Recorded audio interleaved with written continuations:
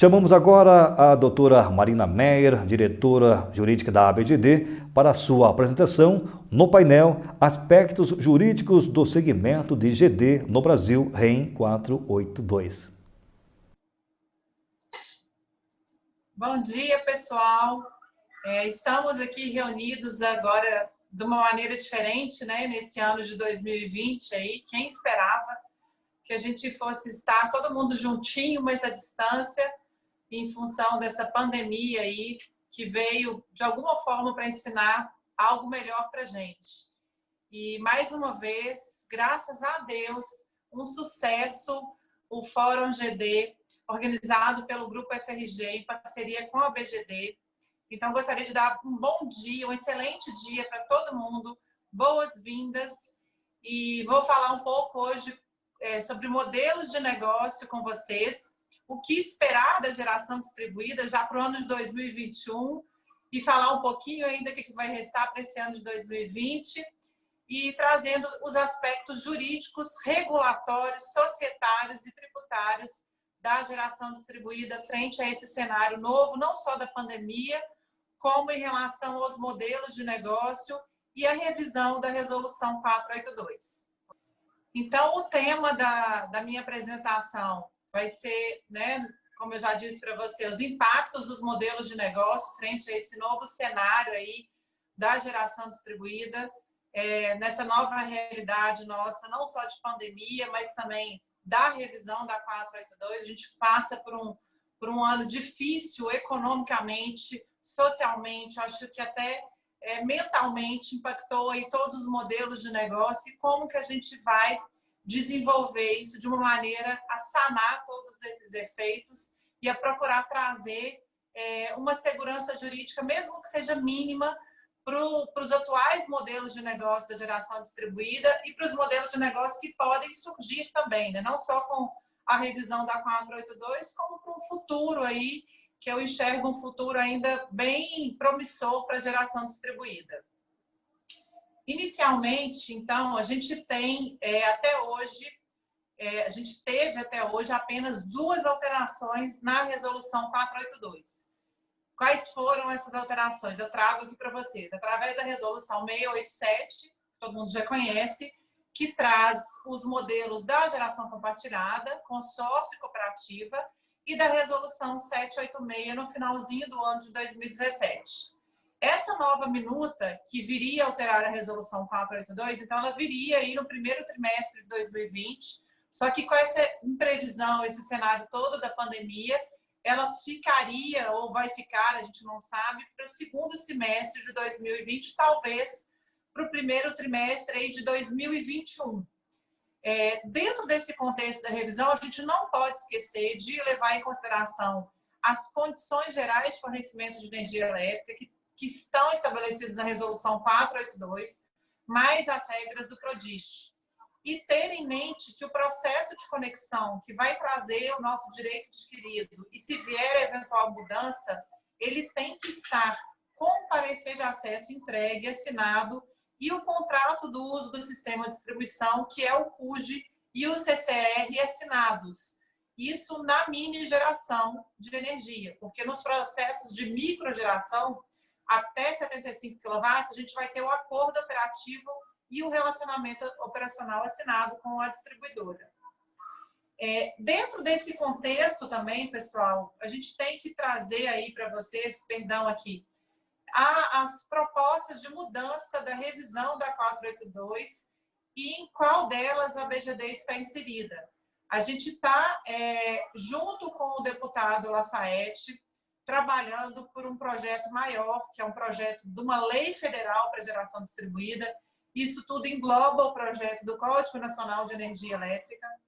E dentro dessa proposta de mudança, a gente tem que lutar, sim, para a gente fazer com que a compensação da energia, o sistema de compensação de energia elétrica, ele fique garantido por 25 anos. Por mais que a gente tenha aí propostas de estar trazendo uma possível mudança na redução desse prazo para 10 ou 15 anos, a gente tem que manter, sim, lutar para a gente ficar com a compensação da energia por 25 anos.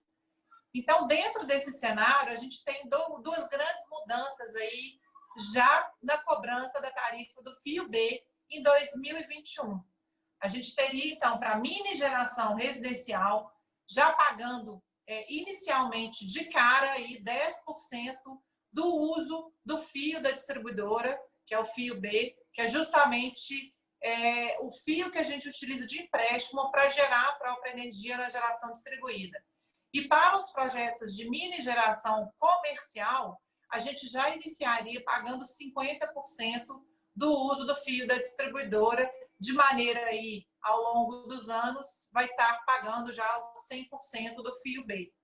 A gente tem que ter em mente que isso é só uma proposta, tá, pessoal? Então, ainda não tem nada definido, mas é o cenário que tem sido já articulado. O deputado Lafayette já falou isso em outras entrevistas, em outras, inclusive, lives que ele participou, que ele está dentro desse contexto, ele vai apresentar uma emenda no projeto de lei do deputado Silas. E isso tem uma tendência, sim, de trazer uma segurança jurídica para esse processo de mudança e esse processo de revisão da norma para acontecer de maneira bem suave e bem gradual.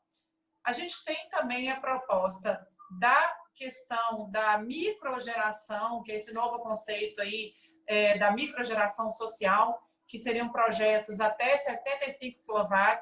Isso foi um projeto que se iniciou lá atrás, que eu tive uma pequena participação, mas muito honrada de desenvolver esse projeto com o deputado, na época, o secretário de Desenvolvimento Econômico, Walter Abreu, de Janaúba, que hoje desenvolveu uma empresa, criou uma empresa que chama Sertão Solar, da gente levar o desenvolvimento econômico social através da geração distribuída para projetos de baixa renda e para municípios que apresentassem um índice de desenvolvimento humano baixo, como é o caso de Janaúba e o norte de Minas inteiro mineiro. Isso vai ser uma tendência nos próximos anos de se transformar em projetos solares maiores de inserção social para inserir projetos não só de microgeração distribuída, que a ideia é começar com a micro, mas depois se estender para abraçar toda uma cadeia de desenvolvimento econômico e social através da geração distribuída.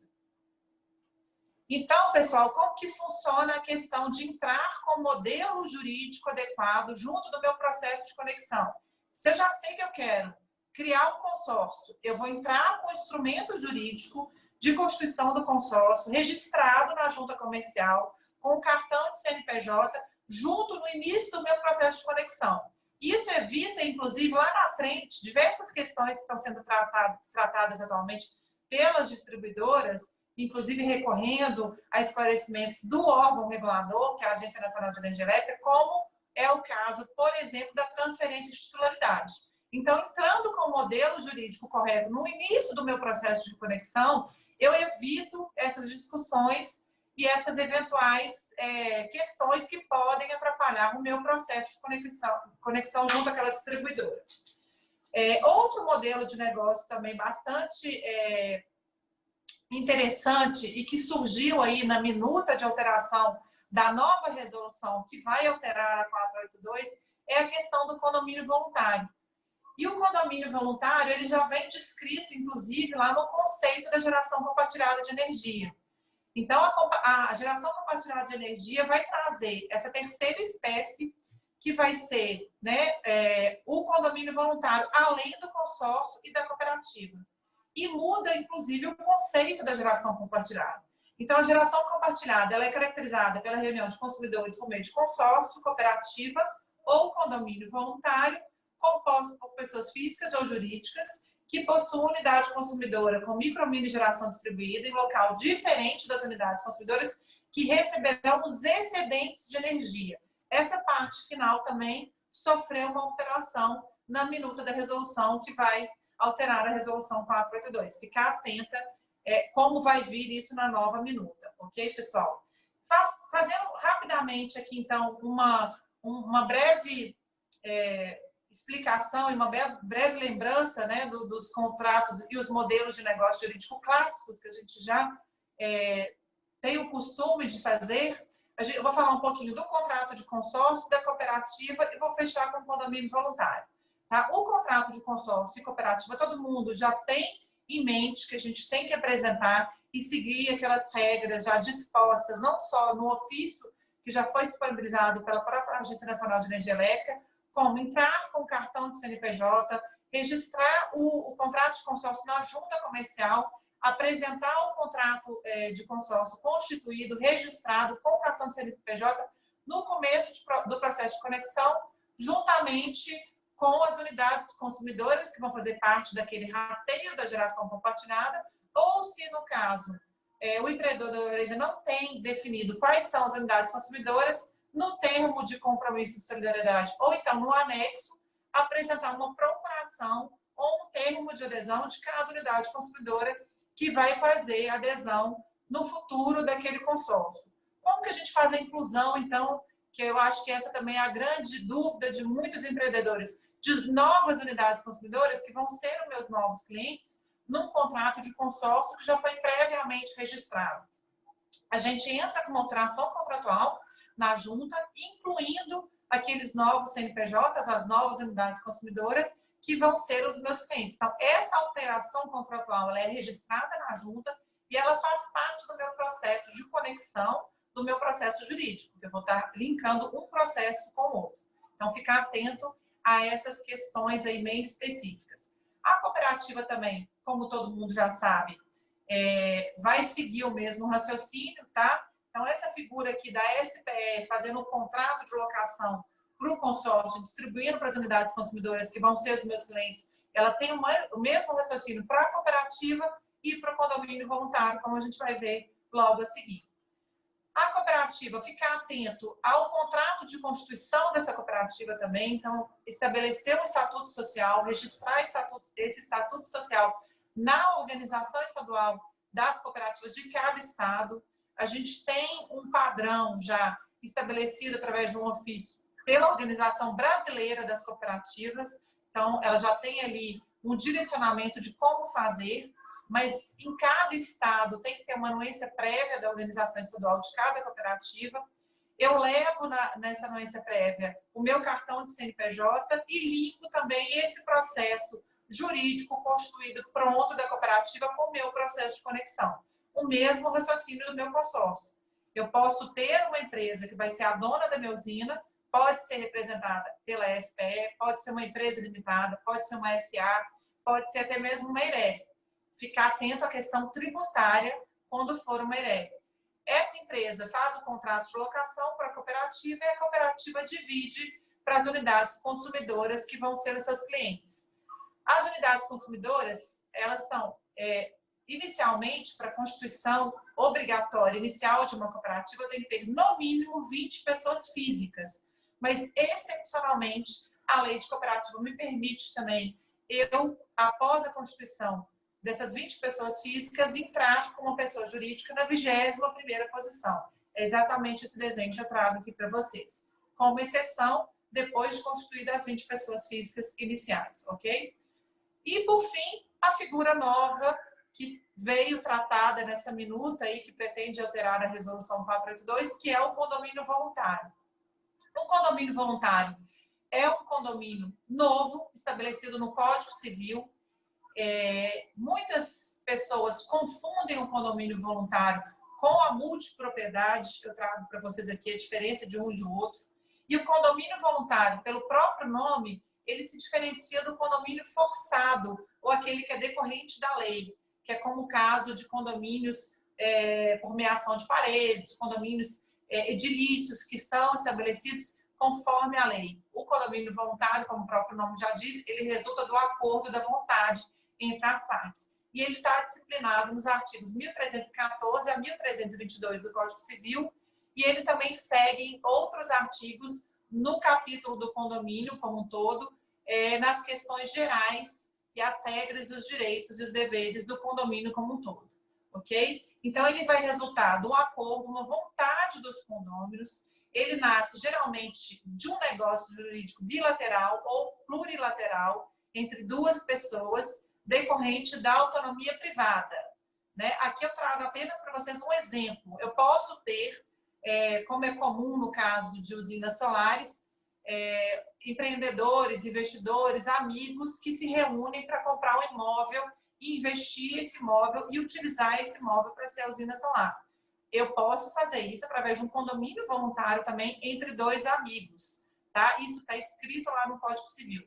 Mas o nosso condomínio voluntário, comparando ele com o consórcio e com a cooperativa hoje, ele é uma forma de fazer a geração compartilhada da energia, de utilizar essa estrutura jurídica, o condomínio voluntário, na hora de registrar, em vez de eu montar um contrato de consórcio e ter a burocracia do meu contrato de consórcio, eu faço um contrato de condomínio voluntário entre as partes, eu não preciso registrar esse contrato na junta comercial, então aí eu já tenho menos uma burocracia, mais uma vantagem desse modelo de negócio, e eu posso registrá-lo apenas no cartório civil e fazer ali um reconhecimento da firma das partes. Isso facilita o meu processo, desburocratiza o meu processo e agiliza a constituição do meu condomínio voluntário. No futuro, até, o condomínio voluntário ele pode ser visto como uma forma das pessoas estabelecerem até uma mini distribuição ali da energia. Eu posso estabelecer também como uma empresa líder, que a gente tem esse comparativo com o consórcio cooperativa, eu posso colocar uma associação sendo uma empresa líder. Então, ele traz diversas vantagens que a gente não enxerga hoje na constituição, nesse processo burocrático de constituição do consórcio. Ele vai procurar agilizar essa constituição da geração compartilhada entre as partes, ok? E fazendo o comparativo com a multipropriedade, que é um regime de condomínio em que cada um dos proprietários de um mesmo imóvel é titular de uma fração de tempo a qual corresponde à faculdade de uso e gozo com a exclusividade da totalidade do imóvel e ela vai ser exercida pelos proprietários de forma alternada, tá? E no caso da multipropriedade, o imóvel é indivisível. Então, ele é completamente diferente do conceito do condomínio voluntário, trazendo essa diferença para vocês ficarem aí com os dois conceitos. O condomínio voluntário, então, como eu já disse também, ele pode ter uma figura de uma empresa sendo a dona da usina, pode ser uma SPE, pode ser uma outra empresa. Aqui eu trouxe a ideia de duas pessoas fazendo investimento em comum e no final eles são sócios 100% do patrimônio de maneira compartilhada, tá? Ficar atento a essa questão aí dos coproprietários, que eles vão estar fazendo uma troca, isso tem que ser escrito, registrado através de um contrato, ok?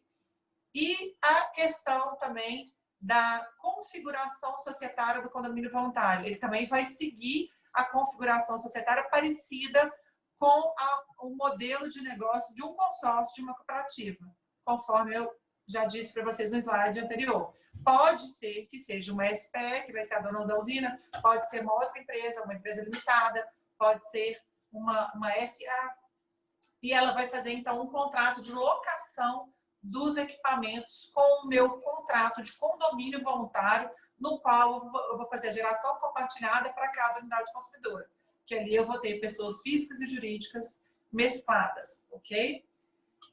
No fim, aqui eu trago para você algumas regrinhas, algumas regrinhas lá escrito no Código Civil a respeito da destinação, dos direitos, dos deveres, da questão da indivisão do condomínio voluntário.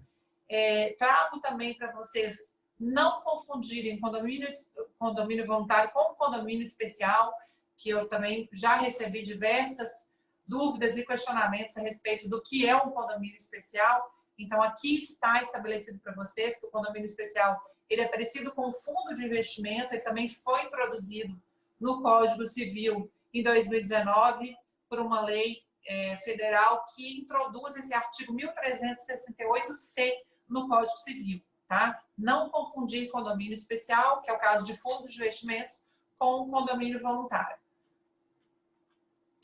Pessoal, é isso. Eu trouxe aqui para vocês esses 3 modelos de negócio que, apesar de clássicos, o consórcio, a cooperativa, a gente tem esse modelo novo do condomínio voluntário surgindo. Fico à disposição para qualquer dúvida. Está aqui meus 2 e-mails e vou falar o meu terceiro também que eu criei para vocês, que é marinameierfalcão@gmail.com. Fico à disposição para vocês para qualquer dúvida. Muito obrigada.